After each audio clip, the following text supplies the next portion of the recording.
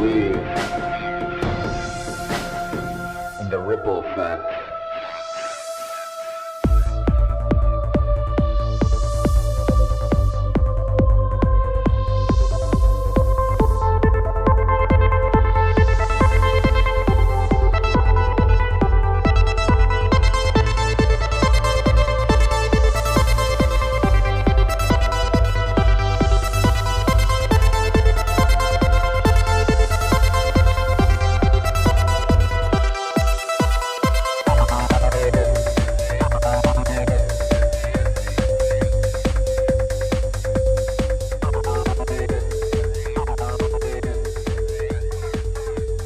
What's up? I'm back. Another episode of Ripple Effect Podcast. Of course, I'm your host, Ricardo Renz, also known as Ricky Renz, and a great episode for you today. Today, we have returning guest and fan favorite, and one of my favorite people to talk to, Mel K from The Mel K Show. Go to themelkshow.com. She has amazing guests on her show. She's well-informed. She's passionate. She has celebrities on, insiders, researchers, some of the best guests out there doing interviews, so please check out her show. And of course, before we get into this amazing conversation brought to you by the Ripple Effect Podcast, I have to remind you guys this is a Value for Value show. If you enjoy this interview, this conversation, or any of the conversations and episodes I bring to you, please consider giving some value back. As always, it doesn't have to be financial. There's plenty of ways of supporting the show without financially supporting the show. You can rate the show, review the show, tell people about the show, subscribe to the show on all the platforms I'm on, and I'm on a bunch of them. And on rippleeffectpodcast.com, you can find links to all the video platforms I'm on, all the audio platforms I'm on, and much more. So please check out the website. Also, you can find many of the links in the show description. But if you are in a good financial situation, please consider donating or contributing to the Ripple Effect Podcast. There's plenty of ways of doing so. You can send a one-time donation to our PayPal account or a Venmo account. You can send crypto to our crypto wallet. You can also support us on Patreon. And if a small percentage of the people who listen and watch the Ripple Effect Podcast donated as little as $1 a month, I could do the show full time. So no contribution is too little. And also, if you join our Patreon page, from time to time, I do a Patreon podcast with my Patreon supporters. So it's a great way of getting on an episode. It's a great way of connecting with myself and other listeners. Other ways of supporting the show is checking out our brand new merch store. We have tons of new stuff. I know a lot of you guys have been asking for stickers and magnets and phone cases and stuff like that. And now all that stuff is available. So please check out the links in the show description on my website, or you can go directly to the merch store by going to the Ripple Effect Podcast merch.com. Check out all our new logos, designs, all the new stuff. You can support the Ripple Effect Podcast and get some cool stuff and represent the show. And like I mentioned before, this is a brand new merch store with new products and new stuff. And I just ordered some stuff just to see how quickly they shipped it out and printed it and all that stuff. And it seems like the turnaround time is much quicker than the last merch store. So please just take a second to browse around. Just take a look at the merch store and hopefully you find something you like. And of course, I also have to bring up my sponsors. I have just a handful of them. All of them are dear friends of mine, people that have been on the show, people that I've had relationships with prior to becoming sponsors. One of the most important ones is Content Safe. Matt from Content Safe has been on the Ripple Effect Podcast and my other show, Union of the Unwanted, many of times. And he is a lifesaver and a time saver because what he does is he syncs all my video channels together. He has a service that syncs all your video channels together. So if you're a podcaster, YouTuber, streamer, anything like that, any type of content creator, and you want to have a presence on Rumble, BitChute, Rockfin, YouTube, whatever it may be, but you don't have the time to upload separately on every one of those video platforms, contact Matt from Content Safe.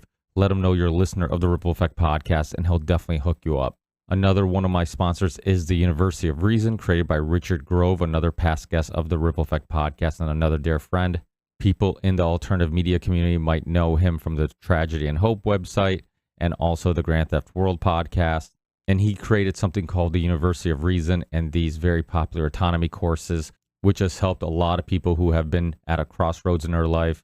So if you're one of those people where you want to learn some new skills, maybe connect with a liberty-minded, freedom-minded community, check out the University of Reason, help yourself and help the Ripple Effect Podcast at the same time. And last but not least is Element Electrolytes, created by Rob Wolf. one of the smartest, most respected people in the health and nutrition community.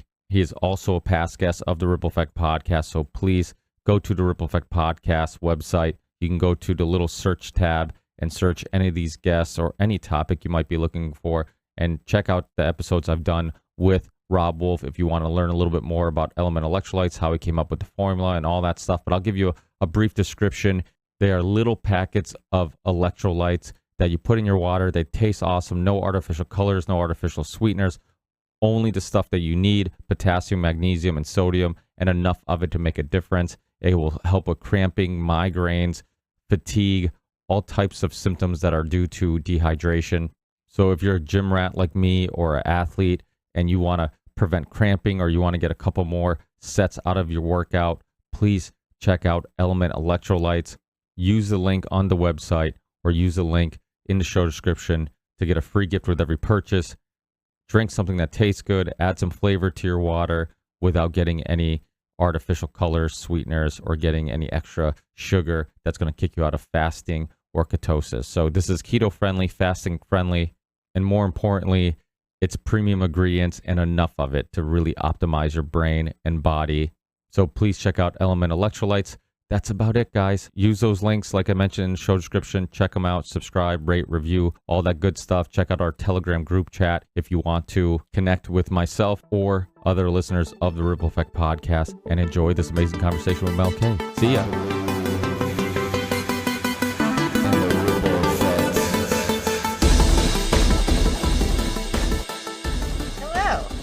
What's up, Mel? How you doing? I saw you. Did you see you got to catch Sam and company in near your area? Is Yeah, that what... he was in so he did a show, actually multiple shows in Connecticut, which is I live not too far from like the Basketball Hall of Fame Springfield area. Oh, And right. Yeah, I know where that is. yeah. So he was right over the border. I mean, it was actually the club who hit me up first, because the guy who runs their marketing and social media, he listens to the Ripple Effect podcast and the Union of Unwanted. He listens to all our shows. So then he hit me up. He's like, "Hey, you gonna be at the show?" He's like, "Well, we're not far from you." And I'm like, I didn't even know about the show, and it was like apparently they just booked it. So then I hit up Sam. I'm like, "Hey, I'll meet up with you." And then I Googled it, and it was like 30 minutes away. It was really close. And so yeah, I went down there a little early, hung out backstage with Eddie and Sam, and kind of just talk conspiracies for a little bit. And then what they did is they did a stand-up show first, and you could buy tickets for either or for both. And they did a stand-up show first, so it was XG, their buddy Johnny, and Eddie, and Eddie killed it. Eddie is hysterical. Yeah, he's great. I know. I've seen him. Oh, have you? Yeah. Yeah. And then we also and then Sam headlined, and then they did something called the Swarm Tank, where they basically Eddie and Sam get on stage, and they kind of record it, where it's almost like a podcast where they're talking about conspiracies, and they let fans come up and talk conspiracies, like pitch a conspiracy or ask. Oh, that's so much fun. How cool. Yeah. So it ended up being fun. And then there were, I got called on stage, and we end up talking and whatnot, because I was hanging out up there, and Sam's like, after the show, because Sam's such a sweetheart, he's like, "Oh, sorry, Rick, I didn't call you on stage earlier." No. He's like, and I'm like, "Oh, don't worry about it, dude." I'm like, "It's your show. I just came to hang out and watch it." So I was already a couple whiskeys in the bag. So I'm like, I was drinking bourbon. I'm like, "Listen, if you didn't call me on stage, I wouldn't have been heartbroken, because I didn't, I just typically, when you drink, brain moves a little bit slower, so I'm like, I wasn't the sharpest, but it was fun just to get on stage and get a picture with them on stage and stuff. I'm hoping, and it sparked again that interest of like, and I know we've talked about it, and Charlie's talked about, we've all talked about like doing a Union of Unwanted live show, and I just think that's what I thought when I saw it. That would be such a huge. I think it would be so awesome. I think it would be better than any other show, live show out there. A lot of people are doing it now. You guys should really. Every time Charlie comes on, I say, you got to do it. Yeah. Well, it is, the thing is too, is like, I've spent so many hours talking to so many of you that I consider you guys close I friends. know. And I saw your picture and I thought, oh, I would have loved to have been there. I mean, we've all become so I have so much respect for each other, and no matter how different, as time goes on, it's more and more like every time you get together, it's like getting together with your group of friends that you can be yourself around. I think it's the best. I honestly think it would be like such a huge sellout if you guys ever pulled it together. yeah, and Because there was also an event this weekend that I was nominated and Charlie was, like this Liberty Awards yeah, I that was I couldn't go, but it looked like so much fun. I think that that's more the vibe of what you guys would bring to the table. It's just like a fun party with like all people that, are kind of open and out there and being themselves. I think we really need that. yeah, I was talking to Scott from Rebunked News because Oh he yeah. was there and he helped out and a bunch of I mean I was actually really excited. Well, I was nominated for analyst. I think it was Oh the yeah, I saw, so was I. We both were, me, you, and Charlie. yeah, I think you were nominated for a few things, right? Yeah, Yeah. two categories. I had the guy on because I thought it was such a great idea, but when I watched what they did in my head, I was like, that's what Union of the Unwanted would look like if we did a live event, you know? Yeah. Well, I would love to have a event and then have everybody, all the regulars on the show, you, Monica, Miriam, Yeah. like everybody, like the Grimerica guys, everybody who's like the regulars, get them all together. And it would be fun just to hang out before the show, after the show, Totally. you know, Yeah. do And like we could all do our thing and then all be on the stage together and interact with the audience and then have a big party. I mean, people need that right now. People yeah. People really do. And I was just on with Tom Luongo. I think he's been on your show. And, he's a libertarian and he's sitting there like just going. And we're just both like, everyone's just so over it. They're just awake. They just want to be them, like authenticity. That's what I think is the best, the secret sauce of Union and the Unwanted is everyone is authentically themselves in that environment. And to bring it to life would be awesome. Anyway, if you need my help in any way, if you decide to do it, I've been on the tour for 2.5 years, so I could probably give you some insights. Yeah. Well, the thing is too is like I think we also need community, and that's what the Union Yeah, that wanted kind of created a little bit of. I think many definitely. of us, especially during COVID, typically many of us are probably outspoken or go against the grain, so we probably feel like outsiders anyways. But we definitely Right. feel like outsiders during COVID because there wasn't a whole lot of people who had the courage to be outspoken, even if they agreed with us. And I think that's what made the whole thing unique was that it's like, okay, we all kind of helped everyone with our own sanity, right? Yeah, exactly. We're helping others, Exactly. but we're Yeah. staying sane because it's like, okay, I'm talking to people who are seeing the same things I'm seeing, and they're saying the same things I'm saying, and I'm like, okay, I'm not going crazy because when everybody around you, including the media, your friends, your family, everybody's telling you you're crazy, little by little you start having a little bit of doubt, and having other Yeah. people that can that were like, oh, like, hey, he's seeing it too, and yeah, well, this isn't making sense. He's agreeing with me. It helped a lot, and a lot of listeners during that time. That was like probably the most feedback I got from listeners was around that era when people were just Yeah. writing.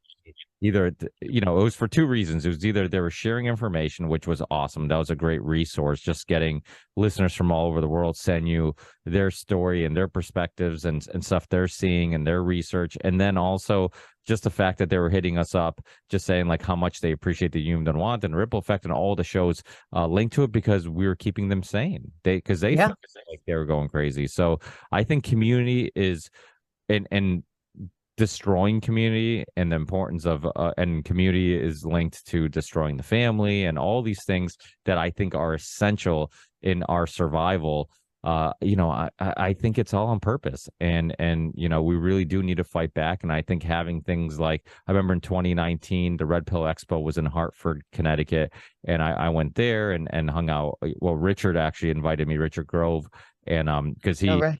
first time he was on my show, we found out that he, we didn't live too far from each other, so we hung out a few times and really got to know each other and whatnot and became friends, and he invited me there, and it was cool just seeing this community of people, and then to meet people that have, like I said, that I've talked to on the show. And a perfect example of how, like, you know, a lot of times people are like, oh, you know, they're your online friends, they're not your real friends. When I saw Sam, XG, and Eddie, and we sat in the back and we're just you know, just hanging out, Right. literally it felt like I was just hanging out with my friends. Like I felt like it I was know. it didn't, Isn't it great? It's so crazy. But I mean, I'm sure if we all got together, it would be like we were all hanging out like all the time. That exactly. must have been so much fun. And also, you know, the other I think great thing about it too is that we don't all agree, but we all are at a place where we want to hear what the other guy is saying. I mean, it's opened up my eyes so much. So again, you know, I make fun of Pasta all the time and call him a communist, but we still laugh about it. He's like,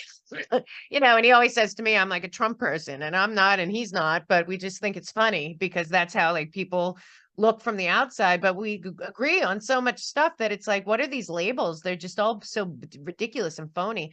And you know, for me at this point, I'm actually writing a book called Americans Anonymous because I feel like it's all BS, and we need to all walk into a room together as individuals with our individual thinking, our own background, our own experience, and we'll get a lot farther if people walk in without, you know, identifying as something that isn't real. I truly don't believe that there's a left or right Republican Democrat party that's functioning in any way that is supposed to be. And we're in a captured nation, in my opinion. And the best way to do that is to get people together. And like you said, the ending of community, especially during COVID, was 100% by design. I mean, to not talk to each other is the goal. But now we're at a place where I was talking, you know, I'm friendly with Roseanne, and she was saying we should just be mocking them. We should have nonstop comedy about these people. Just keep mocking them to their to their faces. That's like a good way out of this, is to just point out how ridiculous it is. And I think it's getting to that point where there's the masses see it. Like something is put out there, say by the World Economic Forum, and then it's online, and everyone just looks at it like these people are crazy. And the more that happens, the better. Yeah, well, without and they openly talk about this stuff. This is the thing about Alex Jones. People, you know, back in the day when I first kind of got intrigued with his work and found out about his documentaries and stuff, people would be like, "Oh, that guy's crazy," and I'm like, "He's not crazy." I'm like, the people he's talking about are writing books about this stuff. I mean, there's books called The Grand Chessboard. There's documents called, you know, A New Pearl Harbor. You know, in the PNAC documents. I mean, Right. there's tons of evidence that these things are what they're, you know, figuring out and what they're planning for in the future. So it's like it's insane how out in the open it is, and yet people still deny it. And it just it boggles my mind. Another thing you said that I think is really interesting is this divide. I mean, in the U.S., it almost seems easier to just put people in two categories. And Right. you know, I think I saw Destiny, that guy, that streamer who does a lot of interviews and drives me a little crazy at times, but that he was like, oh, you know, if I hear you your opinion on one issue, I can kind of figure out all the other issues that and I'm like, well, I'm like, that simplifies things. And don't get me wrong, there are a lot of people in this country and just all over the world that like will just fit in a box and they'll agree with their party on every issue, but things shouldn't be like that. In No, I agree. multiple parties, and I think that's what every country should have. You should have many parties, because every issue is complex and every issue takes time to understand and see all perspectives. And I might agree with one party on one issue, but there's no way with all these complex issues that I should agree with any party all the time. And you know, you're not a critical thinker. You're not really No.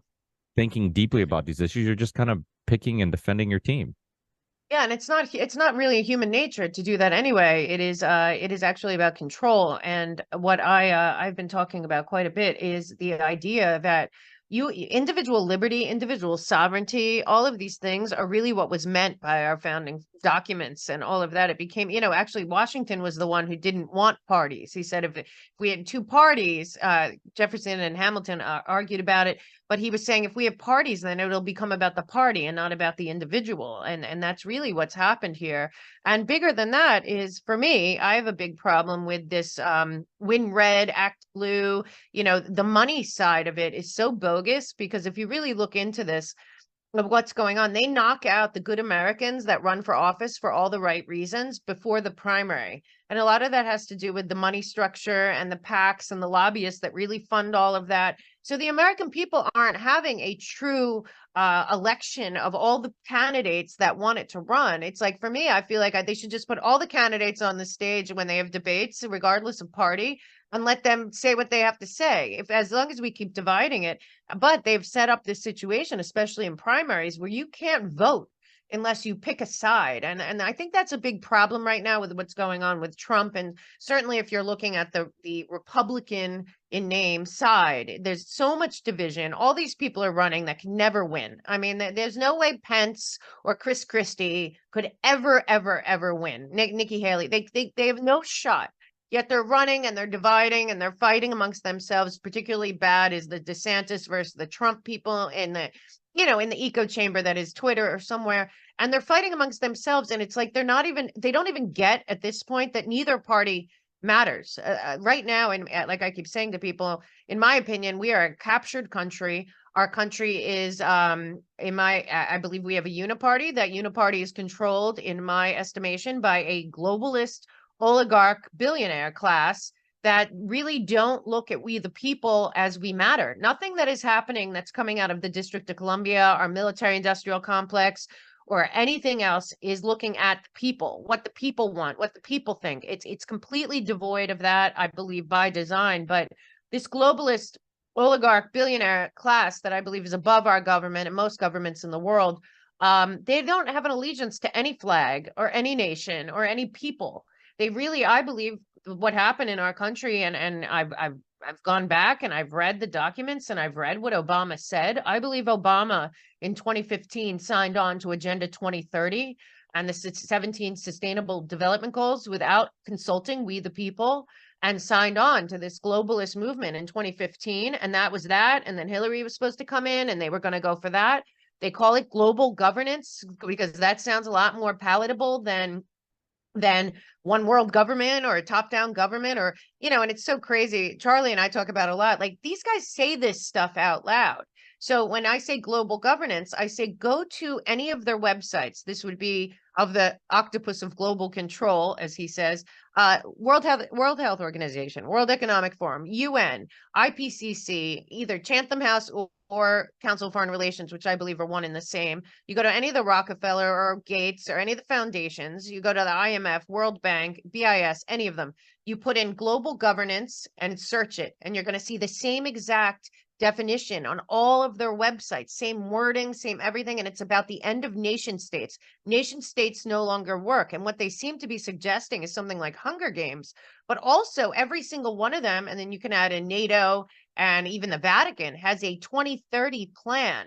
We just had Prince Charles put a 2030 clock, and, Prince Charles announced the Great Reset. So if I look at this, I think that what we are caught in is this 2030 paradigm that these guys already sold us out to, signed on to. All these nations that are involved in this, the oligarch elite at the top that have been put in there, as Klaus Schwab said, for this end, this arbitrary 2030 end.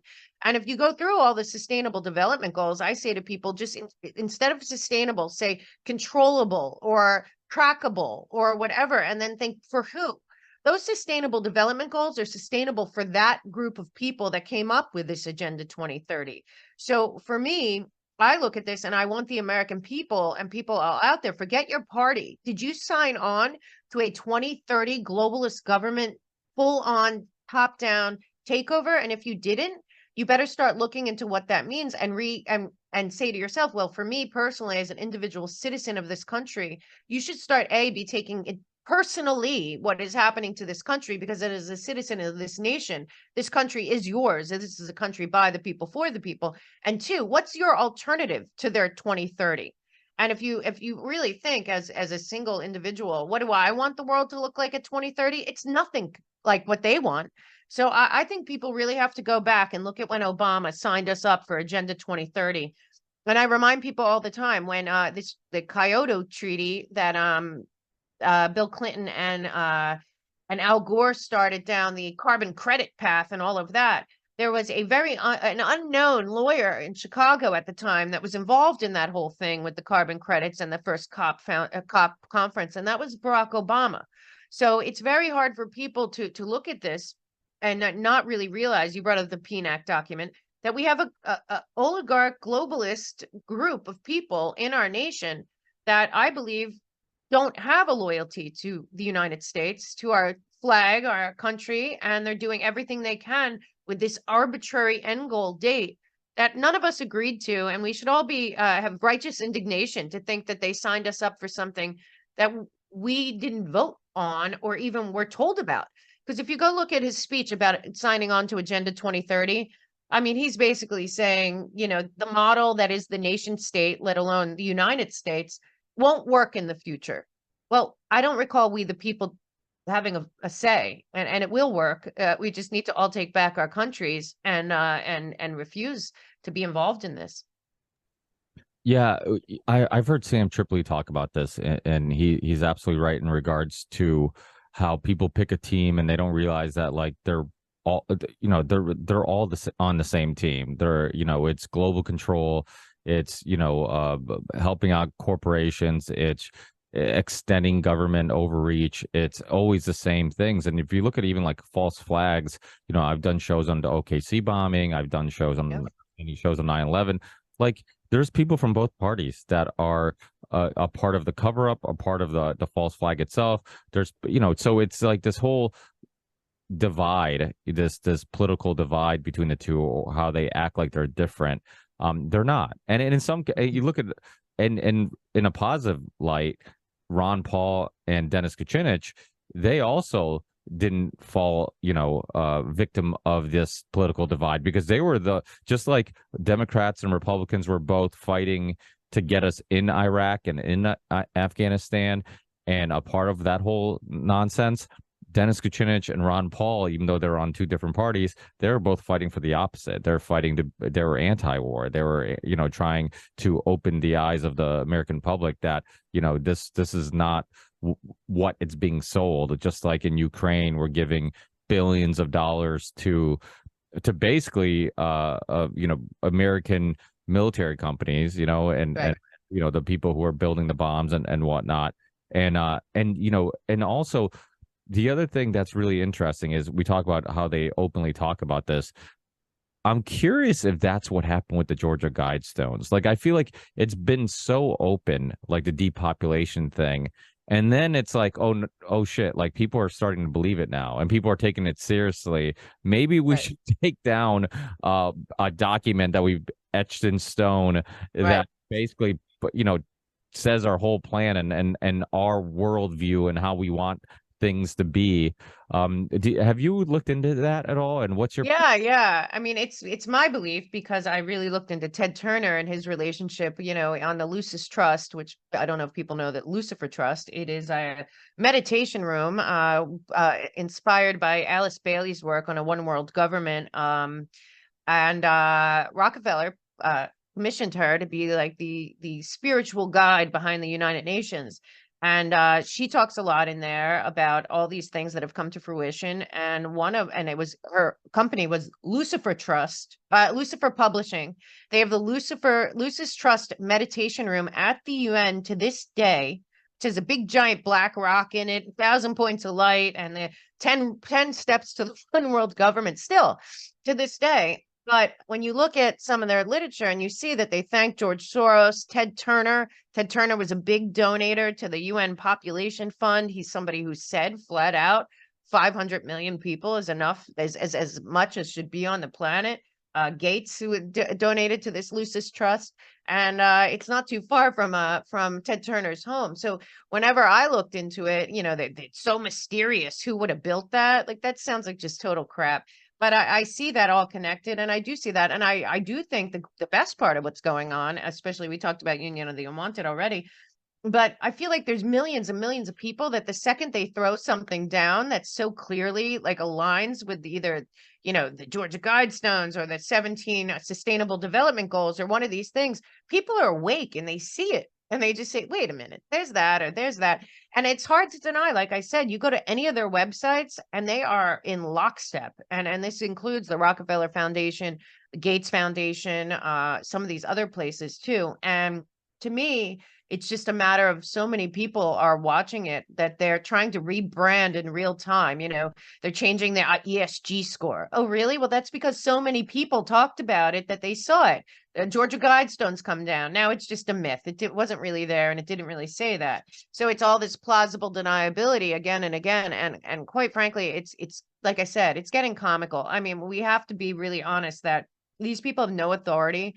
And I'm sure you've discussed it on here. If you even go back to the World Economic Forum, and it's hard because I think that they're a front guy. I think the people that are really, the Bilderberg group or whoever's there doing that they don't really want to be seen. It's like the Klaus Schwabs and the Rockefellers and, Gates, they like being, or Soros, they like being in the front. I feel like they're the PR machine of this whole thing behind them. But I think a lot of the people that really are the architects of a lot of this, you don't know who they are. These are these billionaire trillionaires that, aristocracy of some sort that really, I believe, I call them the Fourth Reich, and people can say what they want about that, but all of their goals are the same.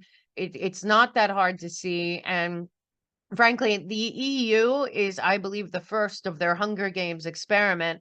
And right now, I think our open borders, if people don't realize, I believe that connecting Canada, US, and Mexico goes with their line. If you go, like I said, on any of their sites and put in global governance and they say the nation state is over, that it would be much easier to control the planet if we had sectors, basically, instead of nation states. And if you really read it, you realize, well, what did the Marshall Plan pay for, and what really is the EU, and how did that happen, and who was behind it? And it's all these very obvious to me protocols to create these sectors. And you can't not look at the Hunger Games and then look at what they're writing. Global governance is, and not see that it's that. So like the fall of Rome or any of these other stories about these empires gone mad. I feel like we're there now and people see it, and it's just going to be, I worry because I don't think they can steal the 2024 election, but I worry that they don't even want to get there. But I do believe that people right now clearly see the globalist movements, and you can't unsee it once you do see it. And I don't think people want to give up their states, not the nation states, not in the United States, but I don't think around the world, quite honestly. I think people think the model worked. Build Back Better, the Great Reset, means you have to destroy what is. Well, who's deciding that? And honestly, at the end of the day, I think a lot of them, that is to keep their financial model, their fiat currency, debt slavery model in place more than anything else. And I think that's broken. So if you really break it all down, I think that, we should have some righteous indignation that we would ever be, harangued and lied and pushed into something like Agenda 2030 when people of America and most nations that are free would never sign on for something like that. Yeah, and you briefly brought up Nazi Germany. During the COVID lockdowns, you could see there's many people who would say, oh, I wouldn't have done that if I was in Germany. I wouldn't have done that.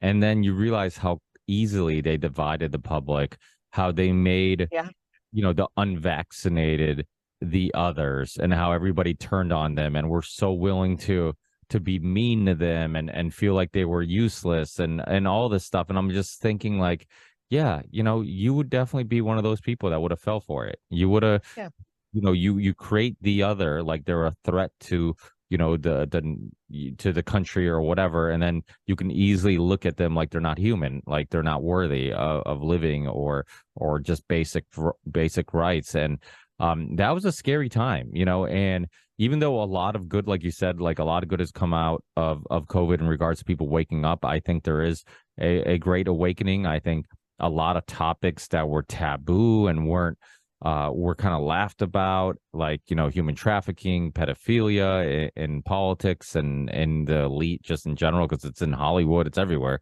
Oh, yeah. Where there's are powerful people, there seems to be pedophilia. And even like CNN, all the people, producers, all these people who are getting arrested and in trouble for child porn. I mean, there's no discussion about it. There's no talk about it. There's nothing, Yeah. So there does seem to be a great awakening.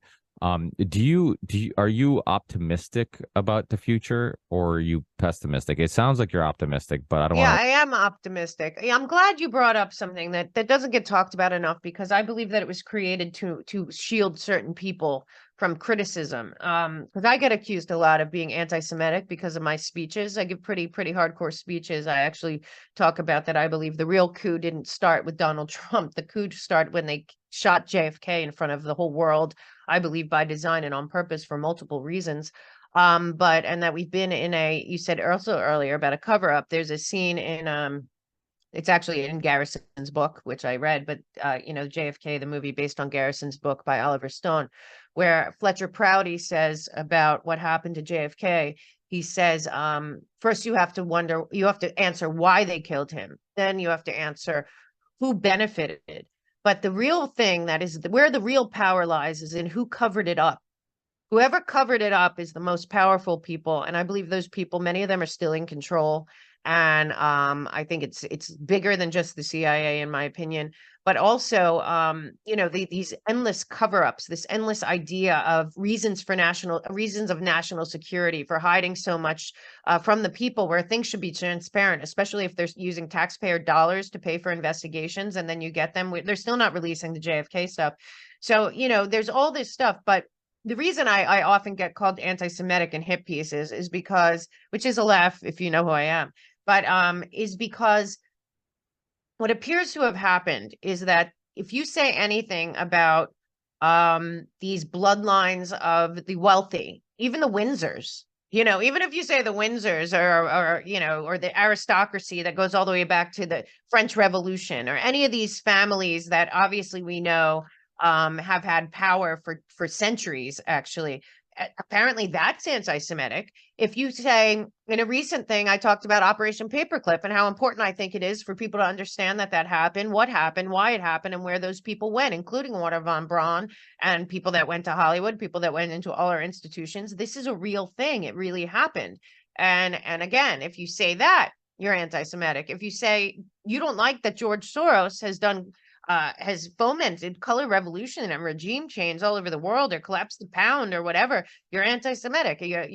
This is happening so much, and it's really, it's just like calling somebody racist for saying an obvious thing, like, Planned Parenthood happens to end more Black lives than anything on the planet, and somehow it's in all these Black neighborhoods, and the Black population stays stagnant at 13%. Maybe A and B are related. Then you're racist. Like, if you Well, they if don't you know the say history any of Planned Parenthood. I mean, it was literally designed to be put right, in poor minority-filled areas to give them birth. It was called what initially it was called, like, the Birth Control Clinic of America. right, It was called. eugenics. Yeah, Yeah, and it was eugenics. It came from eugenics. What's her name? Margaret Sanger was a part of the eugenics movement. I mean, it's just, and that's why they're taking her name off things, and they're kind of like, and so that was another one of those things where it was like, it was conspiracy theory. It's like, no, there's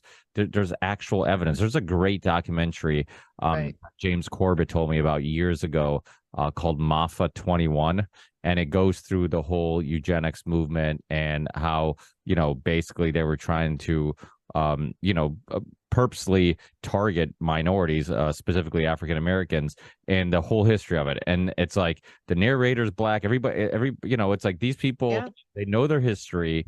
Like, what are you going to say? Like that they're conspiracy theorists? It's like, no, these are people who are just teaching you about the history of what happened to their people. And without that, and even like Hitler made his death was a cover up. I had Gerard I on know. my show a long time ago, and I remember, like, World War II buffs, friends of mine would be like, "That's nonsense." I'm like, read his book, Gray Wolf, The Escape of Adolf Hitler. I'm like, this guy was a BBC journalist who just happened to be in Argentina to cover another story and found all these books written in Spanish that Hitler made it to Argentina. And I'm like, you know what? That makes way more sense than a guy who was looking for UFOs to reverse engineer. He was ahead of, he was so advanced with propaganda and understanding how to control the masses. This guy seemed like everything was well thought out. But you think the one thing he didn't think out was his escape plan, Right. you know, I Valkyrie. agree with that. It's funny. Not funny, but and if you say that, like it's I couldn't believe it. It was an article. It was a very elitist, far left, liberal, progressive, like billionaire funded magazine that was like a hit piece on me and a bunch of people I do an event with. And I was saved for last. And it basically said that I was anti-Semitic because I said Operation Paperclip happened. Was the thing. Oh, and because I said that the Rockefellers are like the oligarch billionaires that kind of started everything, which they did. The UN, the Trilateral Commission, the Council of Foreign Relations, the IPCC, Club of Rome, our education system, our medical industrial complex. I mean, oil and gas, so many things. It's not all because you don't want to hear it, then you call somebody a racist or a anti-Semite it's so stupid. And then you watch the ADL, ACLU, Southern Poverty Law Center just label people things for telling facts. These are facts. These are truths. And what I keep saying also, and I'm using this in my book, is America is as sick as our secrets. And people don't want to keep the secrets. And people like you and Corbett is a big one too, Alex Newman. There are people out there that are saying, this is the truth about our history. What you're talking about with Hitler, I wrote, when I studied at NYU, I really focused on historical screenwriting, historical drama, turning a real history into screenplays. And one of my screenplays that I'm most proud of ever writing was about Eichmann in Jerusalem. And it was based on Hannah Arendt's account in The New Yorker that she covered the only case of a Nazi tried in Israel. Well, where was Eichmann? In Argentina. Where were all these people? There's also a pope that came from Argentina as well. Something was going on in Argentina, okay, after the Nazis fell. And I say a lot, and people say the same thing. I say, listen, maybe Germany lost World War II. I don't believe the Nazis did.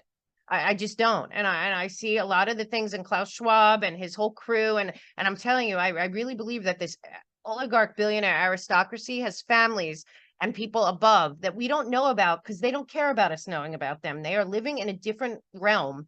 And they really, I believe, are the Third Reich reborn into the Fourth Reich. A lot of things that are coming out of Klaus Schwab and the World Economic Forum and a lot of things that they're saying are not that different. And especially when you look at their global governance or their Agenda 2030 or any of this stuff, it's very hard to say that there's not a collaborative effort to put the full control, track and trace surveillance, which again comes from Nazi Germany, first and foremost, and IBM and all of that. And here we are. And again, it's hard now because, Ricky, the hard part is people have to start to really ask the question, was COVID a step for them towards Agenda 2030 because they lost some ground and it was just time. So much happened at that time that COVID was released that we have to start being really honest with ourselves. So many things that we said weren't true. I mean, just this week, the FDA actually says in a hearing that they never said you couldn't use ivermectin off label. It's like as things keep coming out, you have to wonder because I got harkened back to when actually we were on your show, Union of the Unwanted. I remember it was G. Edward Griffin, I think, was on with us. It was the day before, maybe the day, it was right before the 2020 election. And we were on Union of the Unwanted and everyone was talking. And I had known at that point that they did this thing called the Transition Integrity Project. And again, I don't think they're Democrats or Republicans. I think this is because they were both on this. It was Podesta, Michael Steele was involved, Eisen, Nora, what's her name? Anita Dunn, all these people, Weissman, all these people. And they put all these ways Trump was going to win. This is a year before the election when we started hearing this weird thing. I remember somebody asked Pompeo, like, well, is Trump going to leave office when he loses? This is a year before, and I think it was before COVID. And he was like, well, Trump's not going to lose. Like, what are you talking about? And it seems to me that there was a plan. We will not let Trump continue forward. We're getting off track, in my opinion, for Agenda 2030. And what are we going to do about it? And they have a whole document. It's on my resource page of my website. I put opposition playbooks there. And you can look there, and it appears to be we are going to get Trump out by any means necessary. And I wouldn't be surprised if a lot of what happened with COVID was we're losing control. We need to call out all the stops. And then on top of that, you have some things that happen with a meeting with Larry Fink Wyoming, and all these different things happened within a very small time frame. Also, what were the uprisings in Hong Kong?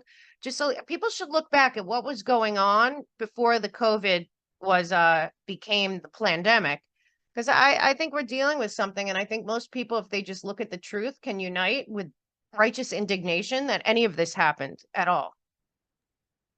Yeah, it's weird because a lot of people will still say that Trump was like all for the vaccine and all, and he was obviously Operation Warp Speed. I think he does need to let that go, and I know he wants to get credit for it, and he wants it, but he was pushing back against the mainstream narrative. And actually, I think Del Bigtree and The Highwire, one of their episodes, because I'm like, it got to a point where I'm like, am I misremembering? Because people would tell me like, exactly, it's like people would tell me like, oh no, he was all for this, he didn't push back, and I'm like, I'm pretty sure he did.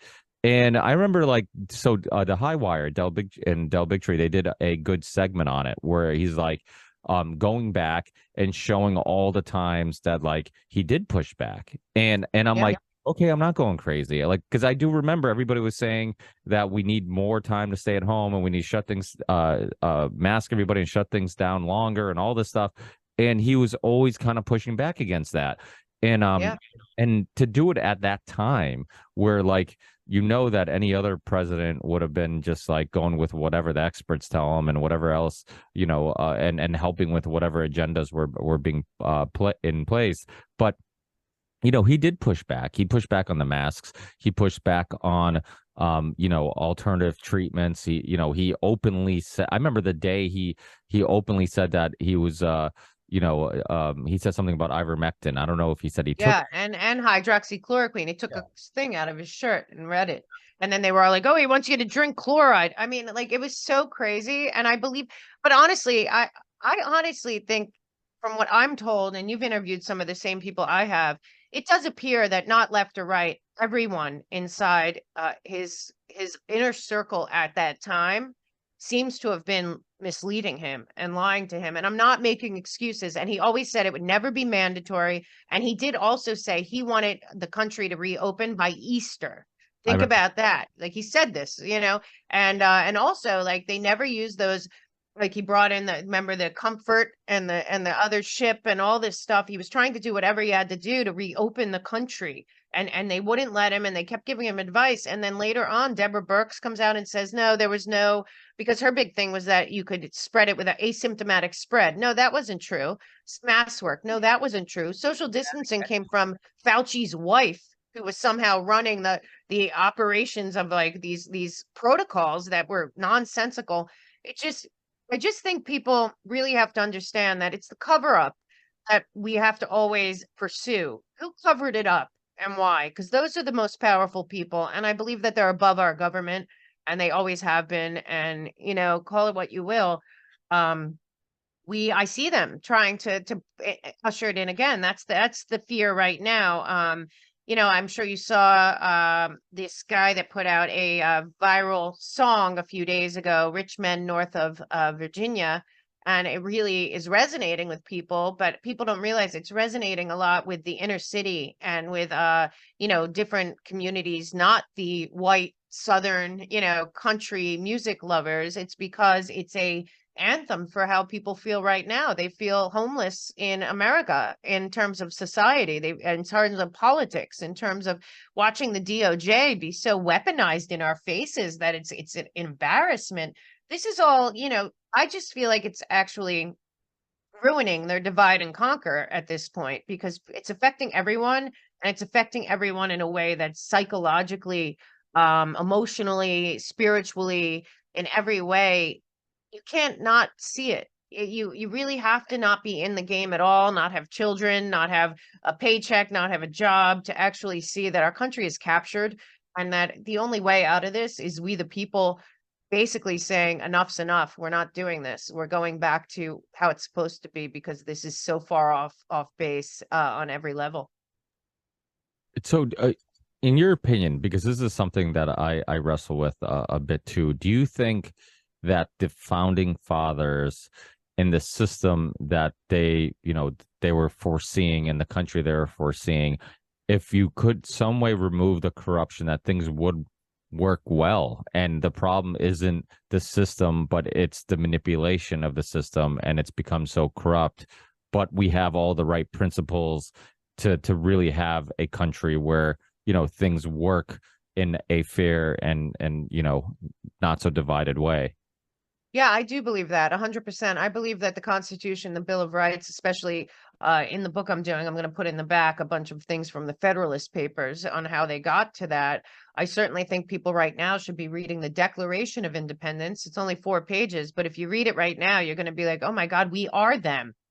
That is what's happening. We are fighting a King George. They just happen to be, in my opinion, a globalist billionaire oligarchy that have taken over most of our, well, certainly our government, but most of them. And it's that public-private partnership of this unhealthy alliance between the military-industrial complex, the banking industry, and the corporations, all kind of controlled by the same small group of people.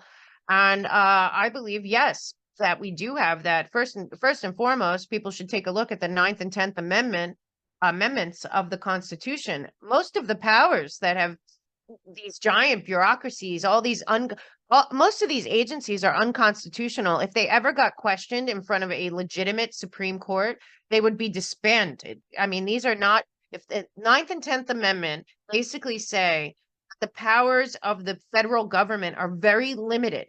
If we took back and took seriously the powers of the states, as we are a constitutional republic, no matter how many times they want to yell about it being a democracy, if the states took back the powers and really took the 9th and 10th Amendment seriously, and we had that ability to take a deep breath and clean it out. Like my opinion is, first things first, whoever wins in 2024 needs to go in there and disband any agency that is unconstitutional, because most of them are filled with bureaucrats. I believe that lobbying should be illegal. I believe that these super PACs, all the money that goes into the election system should be illegal. I firmly believe that every single person in Congress and Senate should be living in their state full time. You only go to DC when it's something that the government should be doing as per our Constitution. There should not be all these different groups, all these, from the EPA to the HHS to the Department of Education. If you really go Constitution, they're all unconstitutional. That is not the job of the government, of the federal government of the United States. And believe me, I think all the founding fathers, they wouldn't have signed on to the Constitution, and they wouldn't have signed the Declaration of Independence if they believed that their states would lose their powers over the federal government. And that is where we've gotten to now. And that's why it's so important. I know you talk about it a lot. I do too. Locally getting involved. I know everyone's waiting for the other guy down the street to run for school board or for, county clerk or any of that. But the truth is that that's why we're here, is because the federal government kept it from Johnson forward, maybe Roosevelt, but forward to then. And then so many things put in under the, listen, I firmly believe both Bushes, Clinton and Obama and Biden are all part of this globalist oligarch elitist billionaire class. Whether they are the ones pulling the strings or not, they're all in on it. And for me, I think we should really be looking at everything that has been put into place since H.W. Bush went on the floor of the UN and said that he was welcoming in the one world government and that the UN would be the headquarters, because I feel that everything that has happened since that day has been leading us towards the Great Reset, the Agenda 2030, where we are now. And in order for that to happen, not only does the United States need to fall and no longer be a nation state, but every state needs to lose its power as well. And that's the only way you could really destroy America, if you were being totally honest. So for me, I feel like the most important thing is to take back states' rights, states' power, and put the federal government in its place. It should not be that the 5 richest counties in the United States surround Washington, D.C. It should not be that lobbyists and think tanks that are funded by these billionaire oligarch elites that benefit from all of this are running our government. What happens, as I hear from the inside, is whoever paid for your campaign owns you the entire time. And once you're in there, it's bribery and blackmail and insider trading. I also believe that whoever gets in there in 24 should demand an audit of every single person in Congress and in Senate and in, I believe, the executive branch for the last 10 years. Because I firmly believe that we, unless we expose this, like I said, I always harken back to that Garrison's whole thing where he says, it's why did they do it? Who benefited, but really who benefited from the cover up? It's always the same people that benefit from the cover up. And I think these are the same people that benefit from every war, including the one we're in. So I think we have a lot of power if we go back to the Constitution and Bill of Rights and what was meant, but they've bastardized it so much, turned it upside down. A lot of the even 1619 project, all of this taking down of statues, all of that, when taking down the statues of Lee and whatever, like there were stories there that matter on the evolution of how we got here. And, I just really think that I do have a lot of hope because I think enough people are awake. And I really think it's only about 20% of this nation because of things like Twitter and other social media and some of these big shows that are not the Union of the Unwanted. Put out things that make it look like there's a majority of people that have, given up on our values and our culture and our society and our Constitution and Bill of Rights. And I don't think that's true. Yeah, the JFK thing is the first time you bringing up who benefits from the assassination. The first time Roger Stone was on my show was actually to talk about his LBJ book and the link to the assassination. And that's actually what, like, I'm like, you know what, who would benefit the most? Oh, right, the vice president who would never have to win a vote. And by the way, didn't get along with JFK. And Robert Kennedy was actually going to be his vice president in his next campaign.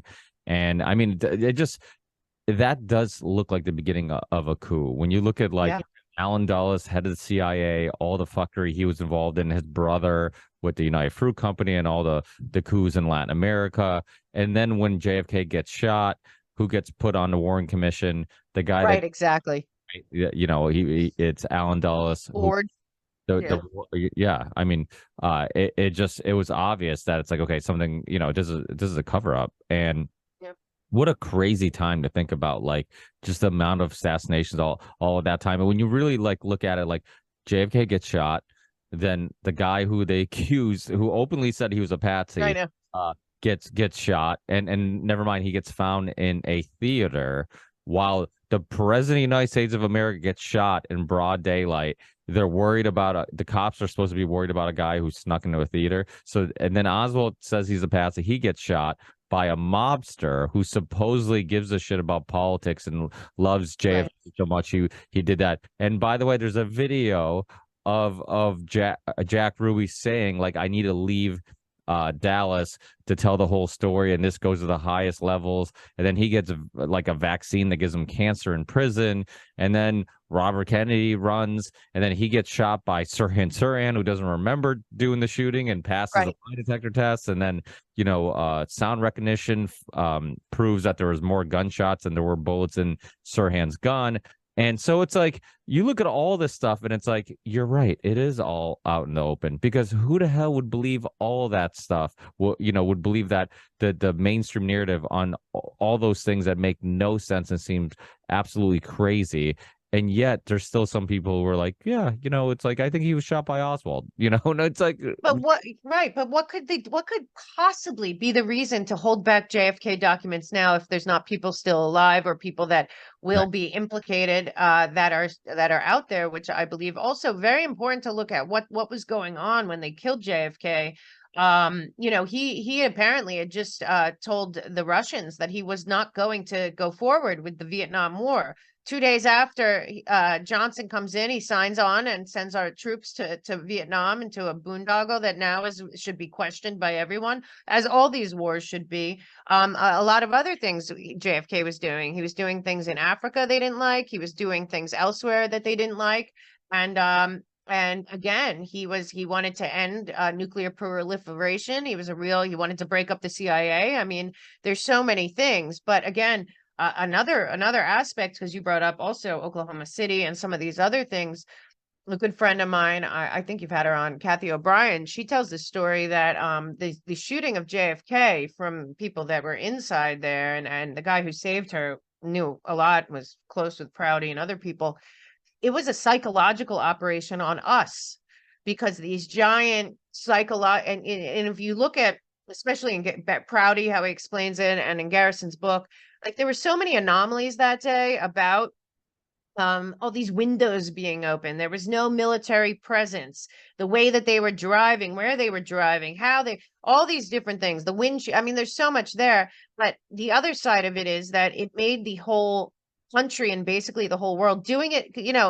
They could have done it not in on primetime TV in front of the whole world, but that it was a psychological operation to make public, the masses, have a trauma incident that then makes them very suggestible and easily manipulated going forward. And there's people out there that talk about the MK Ultra program, including her and other people that, I've talked to through her and with her, that say that every time that they need to shift, there'll be another psychological operation. I mean, you brought up PNAC before. I mean, what are the odds that PNAC came out in 2000? It's like some Darth Vader document about taking over the planet militarily. And in it, they say we need another Pearl Harbor in order to scare the people enough to go with it. You look at COVID and the pandemic, look at the amount of terror and fear and panic that they were pumping into everyone's lives. They're showing us pictures from China of people dropping dead on the street, which obviously wasn't real, or these mass graves that weren't real. So it's just a constant idea of them wanting the people to be sheeple, to be led. And what's great is I think that at this point in history, these same people have overplayed their hand. And I don't think the masses of people, I feel like, are not going to play along next time. And that's why between now and the 2024 election, we really have to be as loud and vocal and brave and honest and open as possible, especially with people that do what you do and a lot of the people you have on, because we really are at a precipice in our nation. And if they get what I believe they want in 24, if they can do it, is a one-party government. And I firmly believe that one party will not be American. It'll be globalist. And in that globalist model, the Chinese Communist Party model for society is their end goal. Even Klaus Schwab says it on stage. So, we're really in an amazing time to be alive. And a lot of people look at it. You said, am I optimistic? I'm very optimistic, but I'm optimistic because I believe people are at a place where they want to do something. They want to do something locally. They want to do something nationally. I encourage everyone, don't look at me or your show and think I can't do that. Yes, you can. And there's a million other things you can do. God gave everyone special gifts. And I feel like people should be out there using them now. And I'm seeing it more and more. Yeah, I think you're so right about the JFK thing being a psychological experiment. When you look at like the 9/11, when it happened, it wasn't just 9/11 and the imagery of people jumping out of buildings that traumatized people, but you also scared people with fake anthrax Right. attacks, the code red, code orange, constantly scaring people. And they use the same type of plan and techniques during COVID. Like you said, they're showing fake China. Like, why aren't we asking where the hell do those videos come from, and Right. who approved of those videos, and didn't do some research to find out if that's really what was going on? You literally put something on TV that scares the public and ends up being obviously fake, because like we brought up before, now we're talking about asymptomatic. It went from being the most deadly thing on earth to like you might not even know you have it. It's Right. like Exactly. that and then they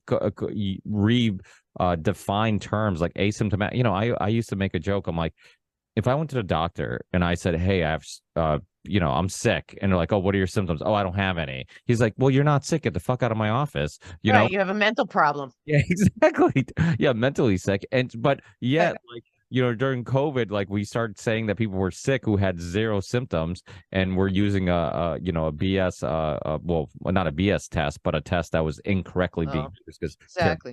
would have said that if he was alive. He would have said that, hey, you're incorrectly using my procedure. So without a doubt, and I talking about people that have been on the show. I mean, I've had Jack Abramoff on the show years ago when he first came out of prison, and I would always recommend that show to people, because I'm like, I want you to hear, because even though I obviously don't agree with a lot of the things he did and whatnot, I think it's really important for people to understand how much influence lobbyists had. And, I'm like, listen to that show and watch his documentary, Casino Jack, or the movie of the same title. And I'm like, and just look at how corrupt the system is. I mean, they would literally he talks about it. He's like, he could give politicians language to put in a bill and they would never even read the language. They were just like, okay, Yeah. and Well, remember that movie, Thank You for Smoking? When it's the smoking lobby with Aaron Eckhart and Katie Holmes. That's a very shocking. I think that these lobbyists, I think it's the worst. And I would say to people that are watching this right now, go look at the Ukraine lobby in the last 5 years. Look at how influential and powerful the Ukraine lobby has been. They have a couple of them. And in conjunction, these lobbyists, I'm telling you, these lobbyists and think tanks that are both have opaque funding, have a lot more power, I believe, than any politician at this point in DC. I really don't think any politician in DC has any power right now. I think we're a fully captured nation, especially just watching what the DOJ and all of them are doing right in our faces. Like, I don't care if you hate Trump. What if that was your father that was getting you were doing that? It's completely insane. I had on Lara like 2 days ago when I was saying to her, like, what is I mean, at this point, like, your family must be like, what next? I mean, Eric Trump's gotten like 2,000 subpoenas. I mean, what they've done, it's so ugly. And I hate that people have been so divided and brainwashed over this person that they can't step back and say something is very wrong with the DOJ and FBI, especially in light of all the Hunter Biden and Biden stuff. And honestly, here's the scariest part. That should bring every American together. They don't care that we know and we're watching it. They don't care. They do not care that we are watching this. We are watching the corruption. We are watching the fraud and the financial misgiving. We're watching it all, and they don't care that we see it. And that's why I think that these people are desperate. They overplayed their hand, and they're out of place where they're like, who cares if the people see it? We're just going to keep going with this. They're about to indict him on RICO charge it. And it's just like, and it's not even that Trump gets more popular every time. It's just that people are realizing if these people hate him so much that they don't want him back in there, and they're not really seeing real crimes if they're honest with themselves. The question always has to be what I said in the beginning, what I said about JFK. Who benefits from this, really? Benefits from the cover up of all the Biden stuff, really? Like, who's really benefiting? And at the end of the day, the last people to benefit are we, the people. So I feel really positive going forward. I've talked to I get so many emails from people that have just had it. The worst are from the vets that write me, and they've looked back over the last 20 years in this current war, and they realize that, the same people win every war, whoever rebuilds that nation. And right now we know BlackRock and Chase and the bankers wars. So I just feel like every sector of the American citizenry, for one reason or another, is rising up, and that is the answer. Well, I also love your idea of having people stay in their own states. That's like such a easy fix, right? Like Right.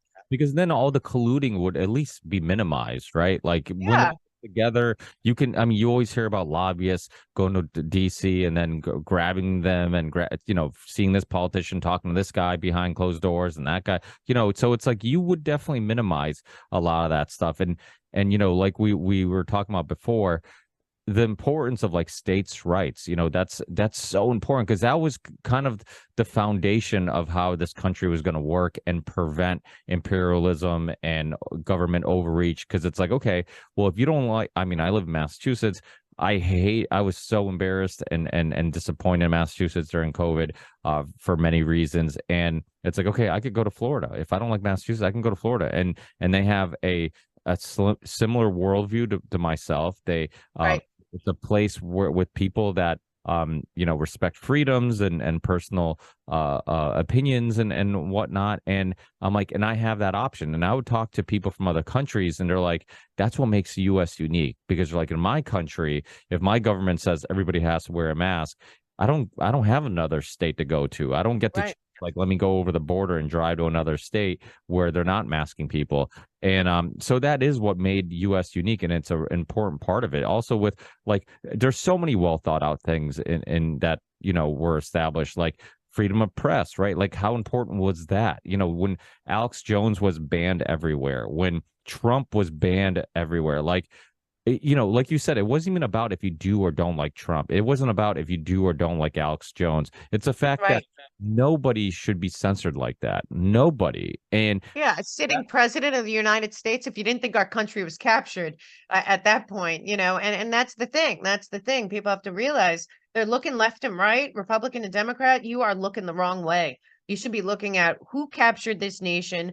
Let's follow the money. Let's follow the footprints. It's not that hard to see that it was it's and we can reject it and we should reject it. And I believe we're at that place where we will. And like I said, I encourage everyone to go. It's 4 pages. Go read the Declaration of Independence, and you'll put it down, and you'll think, "Oh my God, we are them. We are there. That is where we are right now." And that should motivate everybody to take control of this. And that's really, I think, the best place to meet. And as for the states' rights, I firmly believe that they would never have signed it if they ever thought that the states would be beholden to a federal government. That was never ever what was supposed to happen. The federal government has specific things like the border, like foreign security, like different things, but certainly not what they're doing. And you and I could go on a whole different show about taxes and the Fed, but for right now, we should really be looking at it like, we do owe our children and our children's children and this nation to come together, at least right now, and just be honest with ourselves that something has gone very terribly wrong, and that the answer is in the people, and particularly in your state. yeah, I mean, not to harp too much on the Trump censorship thing, but I just want to remind people that at this time, this was pre Elon Musk having Twitter. There was child porn and definitely a bunch of porn on Twitter. Oh yeah. And okay to have that stuff on Twitter, but you censor and kick off the democratically elected president of the United States of America while Al Qaeda has a Twitter account. Like Yeah. it was Because he was a danger, as if during BLM, there weren't many people, including Barack Obama and the current vice president, cheering them on. It's just, I mean, people just have to be on the brainwashing and the convincing that Trump is something he's not, which he's a man. He's just a man. He's just a man that decided to do something that most people can't do and wouldn't do, but the inability of people to take a step back and think, well, forget that it's him, but that it happened, or that any of this is happening with all of these indictments while the Biden family just walks free and they won't even report it on the news. It's so disgusting. We should all have just straight up righteous indignation. This is our country. We, the citizens of the United States, are the government as per our founding documents, and start acting like it. Have you ever had Robert Epstein on? The guy, he was on Rogan. The Google, the guy that had the data from Google. That I didn't have him on. No. Oh, dude, I'd love to have him on. His well, I'll give you his contact information. That'd be great. I mean, the amount of influence that big tech has, and when they censored Trump, they knew exactly what they're doing. When they censored the Hunter Biden story, they knew exactly what they're doing. I mean, and manipulation isn't even always that obvious. They typically do stuff. They know exactly how to sway you in one direction or another, change public opinion. So it's like the censoring of a president. That was bad. But what's even scarier is I think you use the term 6 secrets. The 6 maybe I'll call this episode 6. Maybe you call your book 6 Secrets. That's a clever little catchy name. But it's the 6 secrets is that they have hired psychologists and scientists to understand exactly how to manipulate you, and you're constantly being manipulated. And right. There's a great documentary by Richard Grove called State of Mind, the Psychology of Control, and it's a phenomenal documentary because it goes through the whole history of the psychology of control. And they've been doing it for a long time, but now when you have Google and Twitter and these big tech platforms that have incredible, power and resources, it takes it to a whole nother level. So it's and it also matters who's involved, because one thing that you're talking about, and I think people should look it up. If they go to themelkshow.com and go to my resources page, I have them there. These guys put out their playbooks. So when I say, look at Transition Integrity Project's plans a year before the 2020 election, you can't not see that they are not going to let Donald Trump win by any means necessary. They write it down. David Brock and Eisen put out something called if you go to resources, you'll see that there. So they have something called Democracy Matters, a document which came out right after. So you see opposition playbooks if you scroll down a little. And it's so David Brock's, it's the facts first. So that's how they're going to fight while Trump now. They put in a David Brock memo on fighting Trump, which is Democracy Matters. If you scroll down, I have a lot of this stuff down there. But and so what I'm saying is that, and you brought up what was happening during COVID. Well, the Minister of Truth under Obama was a guy named Cass Sunstein. What people don't know is that Cass Sunstein went to the World Health Organization and ran the tactical advisory group during COVID. His book is called Nudge. He is he's a Harvard guy, which used to be a big deal to me. Now I think Harvard and I think, oh God, what did they do? The Poison Ivy League, I call it now. But Cass Sunstein is behind a lot of this stuff, the nudge theory. Well, he was running the World Health Organization psychological behavioral division during COVID. He was also, he was the truth minister basically under Obama. Like, these people, they don't hide it. Brock is a manipulator of the message. That's what he does. And he's wrote 2 playbooks about it. One on how to get Trump out of office, and then one on how to destroy Trump in office. So it's just a small group of people that have taken incredible liberties with our psychology, our mass information, and they have way too much control. And that's why decentralized media like this, and like some of the things that are happening with film, with music, with I have very high hopes for a renaissance of the arts that I'm seeing happening already. Even theater might resurrect itself, because the models that existed are burning themselves to the ground, and rightly so. So, a lot of this stuff I think is very positive for the future, and especially for creativity, for art, for ingenuity, for entrepreneurship. That's what they want to end, is all things that make being a human, being a God-gifted human, awesome. They would like to extinguish. And people, once they realize that and really look at Agenda 2030 and the 17 Sustainable Development Goals, and realize the whole goal is to end your specialness, your potential for this nation, the potential for the world. And you know what? They can't win. But we really have to start being active and realizing it's not God that's going to save us. It's us tapping into the God in ourselves and in our brains and in our hearts, and being the answer. And right now I just see so many people stepping up. 2 years ago, I was a total lunatic on the road saying the same thing. Now I say it, and a whole room of people are like, yeah, I'm doing this and I'm doing that, and I'm running for school board, and I'm writing a blog, and I'm doing this, and that's what it's going to take, all hands on deck. But I believe we will save America, and not that far from now. Yeah, without a doubt. I mean, you inspired me. I remember during COVID, just like, I remember one time just being, I don't know if I was stressed about work or work was taking a lot of time. You're like, forget work. Like, what your work, the podcast is important, like, don't worry about, it's too many people, just sit back and, like you said, let everybody else do the work, and we can all start a little ripple. I mean, this podcast, exactly. A example of it. I started it because I truly believed in the idea that we can all make a difference, and you never know how big that difference will become, or what impact you'll have, but do something. And even if it's little, you're having a effect, a positive effect. And if everybody believes in that, then, and like that quote, what's that famous quote? Like, every great change started with one person, right? Every movement. With one person. And the other thing is, don't wait for permission. That's the thing. A lot of people are waiting for permission, or for, well, I'll do that when. No, do it now, and I'll tell you what, once you do it, as you know, and I know, and I hope people watching this know, because a lot of people say, I want to start a podcast like you, I want to do that. And I just say, start it.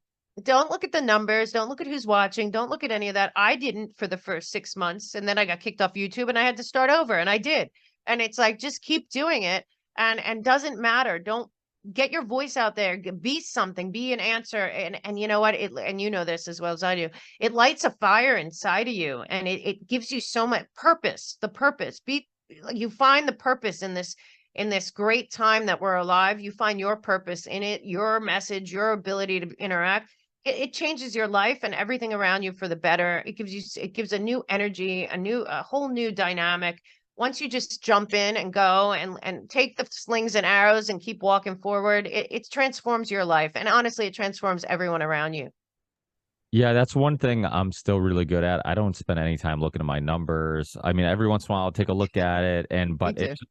I hear about, other podcasters or YouTubers are like, oh, like this show got this many downloads, and if I have these type of guests, it gets this many downloads, and this, and I'm like, that will all be a distraction if you get too caught up into it, and then it becomes, Absolutely. it's almost like the way a marketing firm looks at, like, okay, how do we sell more, and it's like, if you want to, people are attracted to organic. The reason why Rogan's show became the biggest show on earth is because he's organic. It sounds like a person who's just curious, asking questions and having a conversation. I think people are attracted to that. Everywhere on TV, everywhere on the radio, everywhere on newspapers, it's somebody trying to sell you something and trying to come Right. off a certain way or trying to spin a story a certain way. And podcasts were the one place where people felt like, oh my God, this is just people talking, sharing ideas. And also, like you said, I say it all the time, go out and do one. I remember when Scott from Rebunked Nudes hit me up and he started what was it called? Truthzilla. Truthzilla. Yeah. And I'm like, Me too. he took the advice and it wasn't just me, it was Yeah. others, people like yourself, like saying, hey, start a podcast. And then eventually they're like, okay, all these podcasters are telling me to start a podcast. Maybe I'll start a Right. podcast. And Exactly. And that's the way it works. And I think people should know the most important emotion. And I think to people, from what I've studied and stuff, is authenticity. People love people that are authentic. People are attracted to it, whether they know it or not. Like you're talking about Rogan or you, or most of the people that we get together with on Union of the Unwanted. The best part is everyone is authentic. People react to it. People are sick of being manipulated. They know when they're seeing something fake. That's another thing you're bringing up. If you start your podcast, I'm not allowed to look at comments. I'm not allowed to look at numbers. I don't want to get distracted. I do a lot of my own research and stuff. So just stay focused on that and be authentic, be genuine. That is what people are dying for, is authenticity, genuine, and people that honestly love humanity, because there's so much ugliness. My book is about the addiction, because I'm doing Americans Anonymous, is to conflict and chaos, because we are addicted to that. And there's ways to stop the addiction and start to really enjoy your life again and feel like you're part of the solution and let that empower you. And I have to try and sign off now, but it's always such a pleasure talking to you, and we got to get you on my show. And I'm so grateful for being invited to Union of the Unwanted. And every time I come on here, it's a total pleasure, and it's always a great conversation. yes, it's not just a journey for the listeners, but I think the participants, we also go Yeah, learn a little bit. So without, especially when we're friends. yeah, Yeah. absolutely. Well, thank you, Mel, for always being so generous with your time and taking Thank you. the schedule to come chat. Good luck with everything. Go check out the Mel K show. It's just like my show. It's available everywhere besides YouTube. Yeah. And especially go to, because I got kicked off, never got back on Twitter. So I had to start from zero. So I had to drop the because the Mel K show has never come back. So it's at Mel K show. I'm trying to build that. Just started Instagram. I was never on there, the Mel K show. And yeah, use my resource page. It's totally free. TheMelKShow.com. You saw a lot of the documents. I have FBI, I have WikiLeaks, I have playbooks, I have the PNAC document. I have all kinds of things on there that you'll never get bored, and you'll have your own information to have intelligent debate, which is what we need. And my main hub is Rumble. So if you can go over to Rumble and subscribe to the Mel K Show, I'd appreciate it. Thank you so much, Ricky. I'll have you on soon. See you on Union of the Unwanted. You're one of the best of the best. I thank you so much. You're always too kind. Thank you, Mel. Appreciate it. Take care. See you again.